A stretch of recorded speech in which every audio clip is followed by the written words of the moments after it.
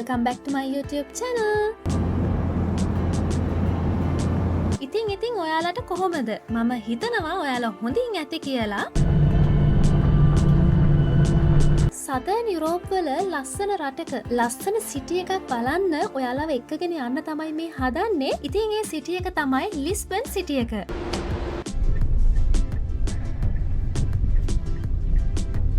ලිස්බන් කියලා කියන්නේ පෝර්චුගල් වල අගනගරය. එහෙමත් නැත්නම් පෝර්චුගල් වල තියෙන විශාලතම සිටි එක.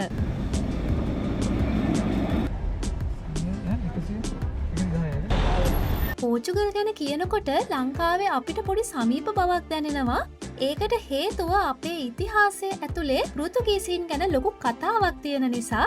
ඉතිහාසය විතරක් නෙමෙයි අදට අපේ භාෂාව ඇතුලේ සංස්කෘතිය ආහාර රටාව ඒත් එක්කම අපේ ගෘහ නිර්මාණ ශිල්පය ඇතුලේ එදා පෘතුගීසීන්ගෙන් ලැබුණු ගොඩාක් දේවල් ඉතුරු වෙලා තියෙනවා. ඒ දේවල් අදටත් හෙටටත් ඉදිරියටත් අපිත් එක්කම යන නිසා පෝර්චුගල් කියන නම නම් අපිට අමතක වෙන එකක් නැහැ. එහෙනම් ඉතින් ලෝකෙම හොල්ලන්න වීරයෝ වෙලා හිටපු සූරයන්ගේ වැඩ කොහොමද කියලා බලන්න ලිස්බන් නගරය වටේ පොඩි රවුමක් දාමුද?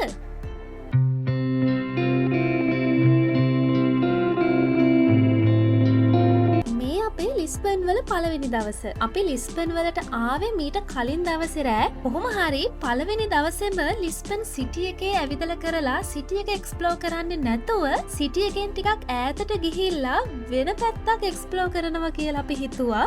ඉතින් දැන් මේ යන්නේ ලිස්බන් සිටි එකේ ඉඳලා කිලෝමීටර 25ක් විතර දුරින් තියෙන ලස්සන ටවුන් එකකට.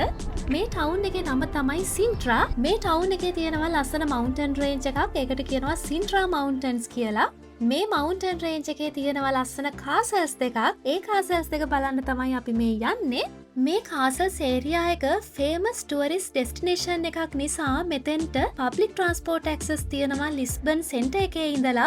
එහෙම නැතුව අපේ ප්‍රයිවට් වෙහිකල් එකක එනවනම් සාමාන්‍යයෙන් ලයිට් ට්‍රැෆික් එකක විනාඩි 45 පැයක් අතර කාලයක් යනවා සෙන්ටර් එකේ ඉඳලා ලිස්බන් සෙන්ටර් එකේ ඉඳලා මෙතනට එන්න. සින්ට්‍රා කියලා කියන්නේ පෝර්චුගල් වල හිටපු රොයල් ෆැමිලිස් සමර් ඩෙස්ටිනේෂන් එකක් විදිහට භාවිතා කරපු තැනක්. ඉතින් අපි අද බලන්න යන කාසල්ස් දෙකෙන් පළවෙනියටම බලන්න යන කාසල් එකත් රොයල් ෆැමිලිස් වල සමර් පැලස් එකක් විදිහට යූස් වෙච්ච තැනක්. කාසල්ස් දෙකක් බලන්න යනවා කිව්වට මට තාම බැරි වුණානේ කාසල්ස් දෙකේ නම් කියන්න. අපි ඉස්සෙල්ලම බලන්න යන්නේ පේන කාසල් එක. ඊට පස්සේ අපි යනවා මූරිෂ් කාසල් එක බලන්න. මේ කාසල්ස් දෙකම තියෙන්නේ සින්ට්‍රා මවුන්ටන් රේන්ජ් එකේ. ඉතින් මේ මවුන්ටන් රේන්ජ් එකේ කඳු මුදුන් දෙකක තමයි මේ කාසල්ස් දෙක හදලා තියෙන්නේ. කාසල් ඒරියා එකට අපේ ප්‍රයිවට් වෙහිකල් එකකින් යනවා නම් අපිට කාසල්ස් ළඟටම යන්න බෑ. මගින් නවත්තලා තමයි යන්න වෙන්නේ. ඉතින් මෙතන තියෙනවා කාර් පාක් එකක්. ඒකේ වාහනේ පාක් කරලා මීටර 800ක් විතර දුරක් අප්හිල් එකක් තියෙනවා. ඉතින් ඒකේ අපිට එක්ක පයින් යන්න පුළුවන්. එහෙමත් නැත්නම් මෙතන තියෙනවා ටුක් ටුක් සර්විස් එකක්. ඒකට අපි කෑෂ් වලින් පේ කරලා අපිට ඒ සර්විස් එක ගන්න පුළුවන්. සමර් එකේ පීක් ටයිම් එක විසිට් කරන කෙනෙක්ට සමහර විට මේ කාර් පාක් එකේ ස්ලොට් එකක් නැති වෙන්න පුළුවන්. මොකද මේක එච්චර ලොකු කාර් පාක් එකක් නෙමෙයි. එහෙම වුණොත් සින්ට්‍රා ටවුන් එකේ තමයි අපිට පාක් කරන්න වෙන්නේ. එතන ඉඳලා මෙතෙන්ට එන්න ෂටල් සර්විස් එකක් තියෙනවා. ඒක යූස් කරන්න පුළුවන්. එහෙමත් නැත්නම් ඉතින් පබ්ලික් ට්‍රාන්ස්පෝර්ට් යූස් කරන්න පුළුවන්.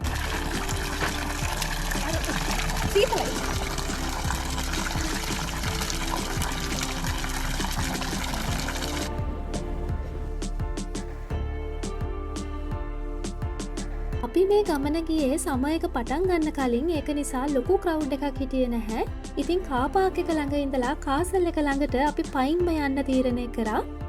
මොකද මම කලින් කිව්වනේ මේ කාසල්ස් තියෙන්නේ මවුන්ටන් රේන්ජ් එකක කියලා.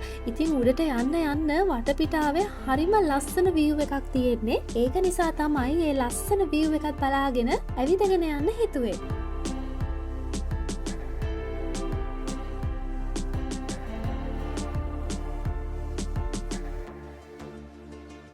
ඔන්න එහෙනම් අපි ආවා අපේ පළවෙනි කාසල් එක ළඟට. ඉතින් මේ තමයි පේන කාසල් එක. මේ කාසල් එක ටිකක් විතර මොඩර්න් කාසල් එකක්. 16 වන සතවර්ෂයේදී තමයි මේ කාසල් එක හදලා තියෙන්නේ. මේ කාසල් එක හදන්න කලින් මෙතන තිබිලා තියෙන්නේ මොනස්ටරි එකක්. කොහොම හරි 16 වන සතවර්ෂයේදී මේ කාසල් එක ගොඩ නැගුවයින් පස්සේ ඒ කාලවල හිටපු රජවරුන්ට මේ කාසල් එක අයිති වෙලා තිබිලා ඒගොල්ලොන්ගේ භාවිතය තිබිලා 1910 දී තමයි නැෂනල් මොනියුමන්ට් එකක් විදිහට මේ කාසල් එක නම් කරන්නේ. පේන කාසල් එකේ ඇතුලේ ඇවිදගෙන යනකොට මේක ඉන්ටීරියර් එක ගැන අපිට ෆීල් වුණු දෙයක් තමයි මෙතන තියෙන ටිකක් මොඩර්න් ඉන්ටීරියර් ඩිසයින් එකක්. ඒකට හේතුව මම කලින් කියවනේ පෝර්චුගල් වල හිටපු රොයල් ෆැමිලිස් සමර් එකට සමර් ටයිම් එක ස්පෙන්ඩ් කරන්න එන තැනක් කියලා මේ පේන කාසල් එක. ඒක නිසා මෙතන කාමර ගොඩක් තියෙනවා. ඒත් එකම කිචන් එකක්, එක සෙරමනිස් වලට එහෙම භාවිතා කරපු සෙරමනි හෝල් එකක්, මේ වගේ හැම තැනක්ම ඩෙකරේට් කරලා තියෙන්නේ පාට ටයිල්ස් වලින්. ඒ කියන්නේ සීලින්ග්ස්, ස්ටෙයාකේසස් උනත් ටයිල්ස් වලින් ඩෙකරේට් කරලා තියෙනවා හරිම රිච් ලුක් එකක් එන විදිහට. ඉතින් ඒක දැක්කම අපිට හිතුනේ ගොඩාක් පරණ ඉන්ටීරියර් ඩිසයින් කන්සෙප්ට්ස් මෙතෙන්ට යූස් වෙලා නැහැ කියලා. යුරෝපයේ අපි දැකපු අනිත් කාසල්ස් එක්ක පේන කාසල් එකේ එක්ස්ටීරියර් හයිලයිට්ස් කම්පෙයාර් කරොතින් අපි දැකපු අනිත් කාසල්ස් වල ගොඩාක් වෙලාවට තියෙන්නේ කොටු හැඩති ටවර්ස්. හැබැයි පේන කාසල් එකේ අපි දැක්කේ සිලින්ඩර් ෂේප් එකක් එහෙම නැත්නම් රවුන්ඩ් ෂේප් එකකට තියෙන ටවර්ස්. ඒත් එක්කම හුඟක් වෙලාවට අපි දැකපු කාසල්ස් පේන්ට් කරලා තියෙන්නේ බ්‍රවුන් ග්‍රේ වගේ නියුට්‍රල් කලර්ස් වලින්. ඒත් ඉතින් පේන කාසල් එකට යූස් කරලා තියෙන්නේ රතු පාට, කහ පාට, නිල් පාට වගේ හරිම බ්‍රයිට් කලර්ස්. පෝර්චුගල් වල තියෙන පුදුම හතෙන් එකක්ලු මේ පේන කාසල් එක.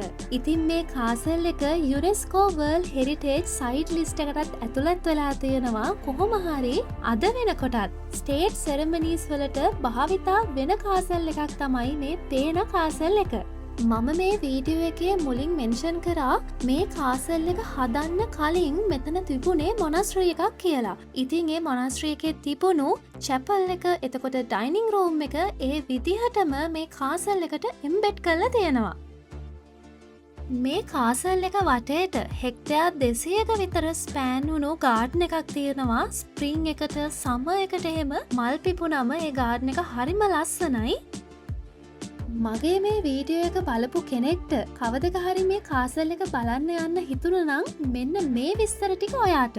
සාමාන්‍යයෙන් සමර් සීසන් එකේ මේ කාසල් එක උදේ 9:45 ඉඳලා හවස 5 වෙනකන් ඕපන් කරලා තියෙනවා. ඒත් එක්කම මේ කාසල් එක බලන්න යන්න ටිකට් පර්චස් කරද්දී මම රෙකමන්ඩ් කරන්නේ පුළුවන් නම් දවස් 2-3කට කලින් ඔන්ලයින් ටිකට් පර්චස් කරන්න කියලා. මොකද එතකොට ඩිස්කවුන්ට් එකක් තියෙනවා. එහෙම නැතුව මේ කාසල් එක බලන්න ඇවිල්ලා මෙතනදී ටිකට් පර්චස් කරවතින් ටිකක් ගාණ වැඩි. ඒත් එක්කම මේ කාසල් එකට ටිකට් ටයිප්ස් දෙකක් තියෙනවා. එකක් තමයි කාසල් ගාඩන් එක විතරක් විසිට් කරන්න පුළුවන්. අනිත් එක තමයි කාසල් ගාඩන් එක ප්ලස් මේ කාසල් එකට විසිට් කරන්න පුළුවන්. ඉතින් කාසල් ගාඩන් එක විතරක් බලන්න යනවා නම් මං හිතන්නේ යුරෝ 6කට හෝ 7කට ටිකට් එක පර්චස් කරන්න පුළුවන්. හැබැයි කාසල් එක බලන්න යනවා නම් ඇඩල්ට් කෙනෙක්ට ටිකට් ප්‍රයිස් එක යුරෝ 14ක් වෙනවා. ඒත් එක්කම කියන්න ඕන මේ කාසල් එක සම්පූර්ණයෙන්ම එක්ස්ප්ලෝර් කරනව නම් පැයකමාරක දෙකක වගේ කාලයක් ගත වෙනවා. එහෙම නැතුව කාසල් ගාඩන් එකට විතරක් නම් එන්නේ සාමාන්‍යයෙන් විනාඩි 30කින් විනාඩි 45කින් වගේ කවර් කරන්න පුළුවන්. පේන කාසල් එක බලලා ඉවර වෙලා අපි දැන් මේ යන්න හදන්නේ මූරිෂ් කාසල් එක බලන්න. ඉතින් කෙනෙක්ට පුළුවන් ඉස්සෙල්ලම මූරිෂ් කාසල් එක විසිට් කරලා ඊට පස්සේ පේන කාසල් එක බලන්න එන්න. හැබැයි ඉතින් අපි ඉස්සෙල්ලම පේන කාසල් එක බලන්න ගියේ ඒකේ බලන්න දේවල් ගොඩක් තියෙන නිසා. ලොකු ටයිම් එකක් යන හින්දා. මොකද ඉතින් ඒක මොඩර්න් කාසල් එකක් නේ. ඒ වගේම තාමත් යූස් වෙන කාසල් එකක් නේ. එතකොට ඉතින් ඇවිදලා කරලා බලන්න තියෙන දේවල් වැඩි. මූරිෂ් කාසල් එකයි පේන කාසල් එකයි කියන්නේ නේබර් කාසල්ස්. මේ කාසල්ස් දෙක අතර 10 මිනිට්ස් වගේ වෝක් එකක් තියෙන්නේ හිල් සයිඩ් රූට් එකක. ඉතින් මේ රූට් එක හරිම ලස්සනයි. ඇත්තටම කිව්වොත් අපි පෝර්චුගල් විසිට් කරේ ස්ප්‍රිං එකේ අන්තිම සමර් එක පටන් ගනිද්දි වගේ. ඉතින් ටිකක් රස්නේ වෙන්න පටන් අරගෙන තිබුණ මේ වෙද්දි ඒක නිසා ඉතින් පේන කාසල් එකේ ඇවිදලා කරලා එතනින් එළියට එනකොට අපි දෙන්නට මාරම ටයර්ඩ්. හැබැයි ඉතින් මේ රූට් එකේ ඇවිදගෙන යනකොට ඒ මහන්සිය කොහෙන් ගියාද දන්නේ නැහැ. ඇඟට මාරම සනීපයක් දැනුණා. මූරිෂ් කාසල් එකට අපි ටිකට් පර්චස් කරේ කාසල් ප්‍රිමිසස් එකෙන්. හැබැයි මම රෙකමන්ඩ් කරන්නේ නම් දවස් 2-3කට කලින් ඔන්ලයින් ටිකට් පර්චස් කරලා එන්න කියලා. මොකද එතකොට ඔයාලට ඩිස්කවුන්ටඩ් ප්‍රයිස් එකකට ටිකට් ගන්න පුළුවන්. මෙතනදී නම් අපිට per person යුරෝ 12ක ටිකට් එකක් ගන්න වුණා. දැන් මේ ඔයාලට ඈතින් පේන්න තියෙන්නේ මූරිෂ් කාසල් එක. ඇත්තටම කිව්වොත් මේක ෆෝට්‍රස් එකක්. ක්‍රිස්තු වර්ෂ 8 වෙනි සතවර්ෂයේදී තමයි මූවර්ස්ලා විසින් මේ ෆෝට්‍රස් එක හදන්නේ ලිස්බන් වල කෝස්ටල් ඒරියා එක නිරීක්ෂණය කරන්න.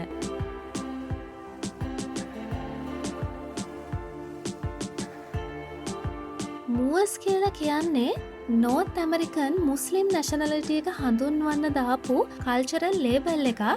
ඉතින් 8 වෙනි සතවර්ෂයේදී අද අපි දන්න ස්පාඤ්ඤ සහ පෘතුගාලය කියන රටවල් දෙක අයිබීරියන් පෙනින්සියුලා කියලා තනි රටක් විදිහට, එහෙම නැත්නම් තනි රීජන් එකක් විදිහට තමයි තිබිලා තියෙන්නේ.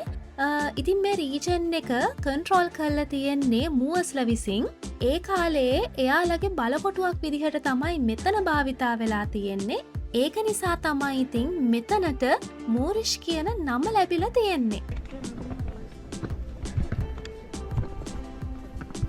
මූරිෂ් කාසල් එක හුඟක් පරණ ෆෝට්‍රස් එකක් නිසා පේන කාසල් එකේ අපි බැලුව තරම් දේවල් මෙතන බලන්න නැහැ. ඒත් ඉතින් මෙතනට ආවම මේ වටපිටාවේ හරි ලස්සන view එකක් බලන්න පුළුවන්. මෙතනට පේන කාසල් එකේ ලස්සන view එකකුත් තියෙනවා.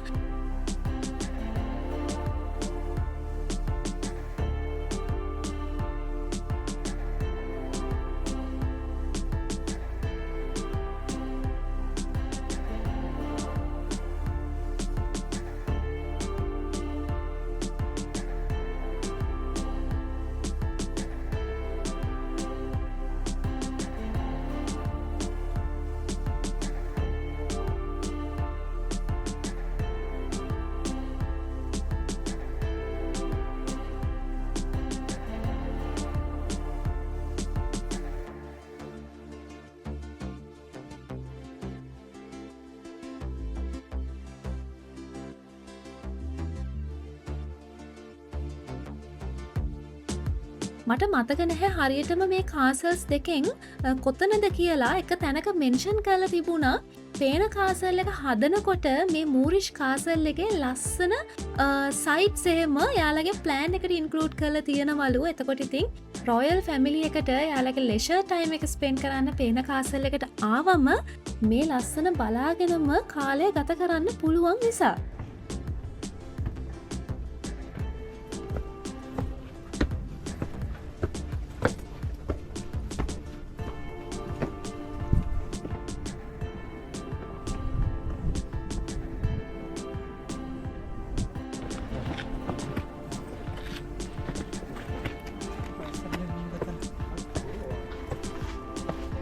මූරිෂ් කාසල් එක විසිට් කරලා අපි ආයෙත් ලිස්බන් සෙන්ටර් එකට එන්න පිටත් වුණා. ඉතින් ඇත්තටම අපි සින්ට්‍රා වලට ගියේ මේ කාසල්ස් දෙක බලන්න විතරයි. හැබැයි ඉතින් සින්ට්‍රා ටවුන් එකෙත් බලන්න දේවල් ගොඩාක් තියෙනවා.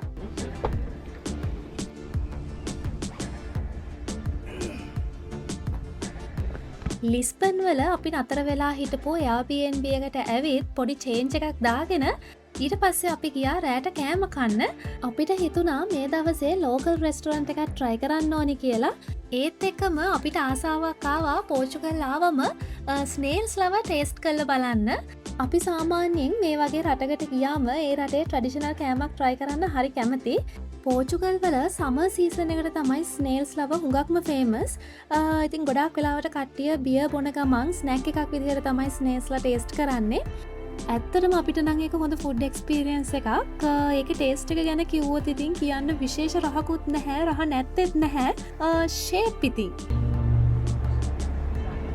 ඉතින් ওই විදිහට තමයි ලිස්බන් වල අපේ පළවෙනි දවස ගත වුණේ. මගේ ඊළඟ vlog එකෙන් මම ඔයාලව ලිස්බන් සිටි එක වටේ රවුමක් එක්කගෙන යන්න තමයි හිතාගෙන ඉන්නේ. එහෙනම් ඉක්මනටම හම්බෙමු. Thanks for watching. Bye bye.